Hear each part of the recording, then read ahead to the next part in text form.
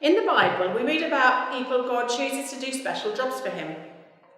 Did you know that God doesn't only choose grown-ups? Today's story is about a boy, only so big, and a man who's this big. Let's find out what happens as we open the book and read David the Giant Killer. Our story today starts with a man called Goliath. But he wasn't any ordinary man. He was big. Bigger than big. Bigger than bigger than big.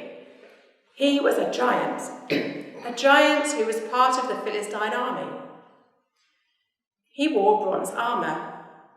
But it wasn't any bronze armour. It was heavy. Heavier than heavy. It was so heavy, it weighed the same as a baby rhino. He also had a spear, but it wasn't any spear. It was a huge spear, huger than huge. It was the largest spear you have ever seen. And one day, giant Goliath picked up his spear and walked to the front of the Philistine army and roared to the other side of the valley where the Israelites stood. I am Goliath, and I challenge any one of you to come and fight me. If you win, we will be your slaves. But if I win, you will all be my slaves. The whole army of Israel was scared, scareder than scared.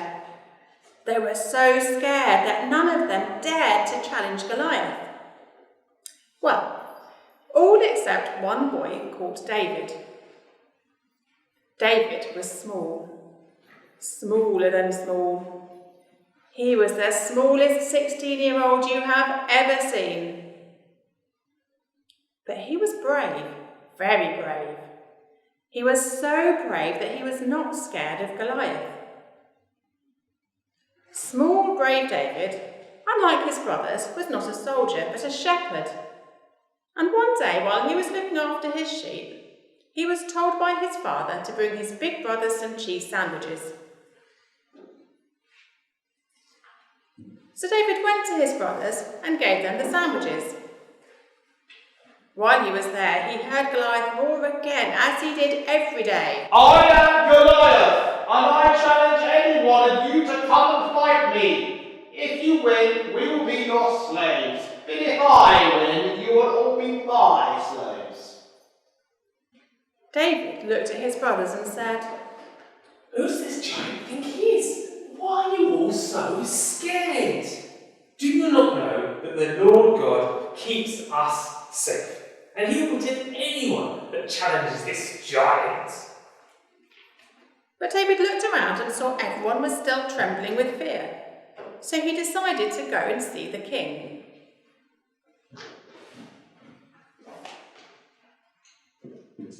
I will fight the giant. The king laughed. He laughed and laughed and laughed. He laughed so hard he snorted and fell off his throne. Oh! You fight the giant? He is big, bigger than big, and you are small, small and small. A lion is big. A bear is bigger than big, but the Lord God has rescued me from them all, and the Lord God will rescue me from the lion. Fine, if you must. Take my sword and my armour. But David was small and the armour didn't fit, and the sword was big, and David couldn't carry it. So David took from his pocket a sling and picked 5 small stones from the floor and bravely walked forward towards Goliath. Goliath, I challenge you. Goliath roared with laughter. I am big, bigger than big, and you are small. Smaller than small. Who are you to challenge me? You may be big, bigger than big, and I may be small, smaller than small, but I know the Lord God, who is bigger, bigger than bigger, and much bigger than you, will will defeat you and show the whole world how big he really is. David swung his sling around and around and flung one of his small stones at Goliath's head and hit him right between the eyes.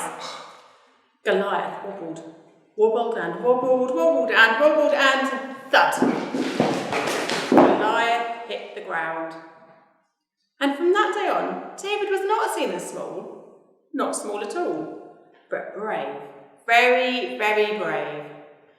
And once the king had died, he took over and became the very best and bravest king the Israelites had ever had. Do you remember what the giant's name was? Goliath. Can you imagine how big he was? As tall as your classroom? Or even bigger? The story of David shows that little people can sometimes tackle big problems. David trusted God to help him, and we can ask God to help us too. Close your eyes and think about a problem you might like help with.